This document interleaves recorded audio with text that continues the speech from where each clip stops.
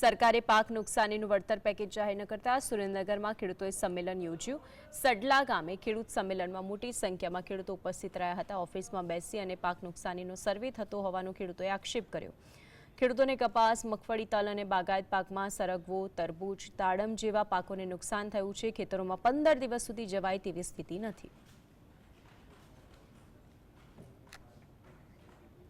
મહત્વની વાત એ છે સુરેન્દ્રનગરની અંદર જ્યારે ખેડૂતો હવે આકરા પાણી આવ્યા છે। ખેડૂતોનું જે સંમેલન મળ્યું હતું સડલા ગામે ખેડૂત સંમેલનમાં મોટી સંખ્યામાં ખેડૂતો સામેલ થયા હતા। તેમની વાત એવી છે કે આખરે તેમના ખેતરો બેટમાં ફેરવાઈ ગયા છે। હજુ એ ખેતરોમાંથી પાણી ઓસર્યા નથી। બીજી તરફ સરકાર તેમને સહાય પેકેજ જાહેર કરે તે વાતનો પણ તેમણે ઉલ્લેખ કર્યો છે। સરકારે પાક નુકસાનીને લઈને વળતર જાહેર ન કરતા ખેડૂતોએ સંમેલન યોજ્યું હતું। મહત્વપૂર્ણ વાત એ પણ છે કે જેટલા પણ સરકારી બાબુઓ છે તે ઓફિસમાં બેસીને કેટલી નુકસાની થઈ છે તે કહી દે છે, પરંતુ જો તે ગ્રાસરૂટ પર વાસ્તવિક પરિસ્થિતિ આવીને પછી સર્વે કરે તે તેમનું કહેવું છે। તમામ ખેડૂતો દ્વારા સાથે મળી અને ખેડૂત આગેવાનો દ્વારા એક નિર્ણય લેવામાં આવ્યો છે કે જો આવતી 4 તારીખ સુધીમાં એટલે કે 4/9/2024 સુધીમાં જો સરકાર સહાયની જાહેરાત કરે તો ઠીક છે, નહીતર પછી માત્ર સર્વેના નામે આજે જે નાટકો ચાલી રહ્યા છે એ નાટકો સરકાર બંધ કરે અને આવનાર 4 તારીખે મોટી સંખ્યામાં ખેડૂતો જિલ્લા ખેતીવાડી અધિકારીની કચેરી સુરેન્દ્રનગર ખાતે રજૂઆત કરવા પહોંચશે। આવો તમામ ખેડૂત આગેવાનો દ્વારા એક નિર્ણય લેવાયો છે। ત્યારે અમને જાણવા મળ્યું કે ખરેખર દરેક ખેડૂતના ખેતરે સર્વે કરવા માટે ટીમ જતી નથી।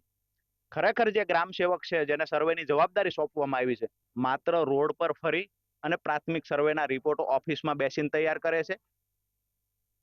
મેં આશરે 10 હેક્ટરનો કપાસનું વાવેતર કરેલું હતું, જુવાર પશુ માટેનું વાવેતર કરેલું હતું, તલ બાજરીનું વાવેતર કરેલું હતું।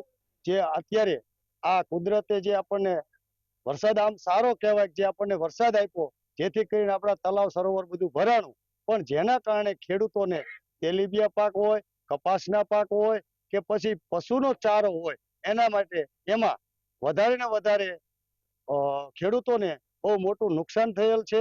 ખેડૂતોને નુકસાન થવાના કારણે અત્યારે ખેડૂતોને રાતા પાણીએ રોવાના પણ એક વાર આવ્યા છે, જેની અંદર ઘણા બધા વ્યક્તિઓના માલ જાનનું પણ નુકસાન થયેલું છે। તો આજે અંગે વધુ માહિતી માટે સંવાદદાતા ફઝલ જોડાઈ ગયા છે। ફઝલ, જે સંમેલન મળ્યું છે ખેડૂતોનું વિગતો શું તેને લઈને?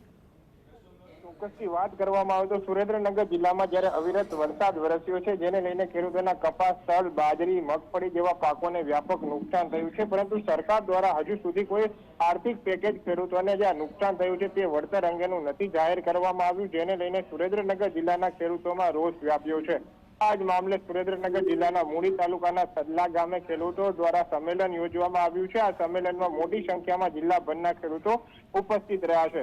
ઉલ્લેખનીય છે કે સરકાર દ્વારા આર્થિક પેકેજ જાહેર કરવામાં ન આવતા અને ઓફિસમાં બેસી અને પાક નુકસાન અંગેનો સર્વેનો રિપોર્ટ અધિકારીઓ તૈયાર કરતા હોવા મુદ્દે ખેડૂતો દ્વારા રોષ વ્યક્ત કરવામાં આવ્યો છે। બુધવારે ખેડૂતો દ્વારા ખેતીવાડી કચેરીમાં આશ્ચર્યજનક કાર્યક્રમ આપવાનું નક્કી કરવામાં આવ્યું છે। ઉલ્લેખનીય છે કે 15 દિવસ સુધી હજુ પણ ખેતરોમાં જવાય તેવી કોઈ સુરેન્દ્રનગર જિલ્લામાં પરિસ્થિતિ નથી। 2 થી 3 ફૂટ જેટલા પાણી ભરાયા છે, વ્યાપક નુકસાન છે, છતાં પણ હજુ સુધી કોઈ આર્થિક પેકેજ જાહેર કરવામાં ન આવતા આજે સંમેલનમાં આશ્ચર્યજનક કાર્યક્રમ બુધવારે આપવાનું ખેડૂતો દ્વારા નક્કી કરવામાં આવ્યું છે, જેમાં મોટી સંખ્યામાં ખેડૂતો સુરેન્દ્રનગર ખેતીવાડી અધિકારીની ઓફિસે હાજર રહેવાના છે અને કાર્યક્રમ આપવાના છે। જી બિલકુલ ફઝલ, આપ જોડાયા અને વિગતો જણાવી તે બદલ આપનો આભાર।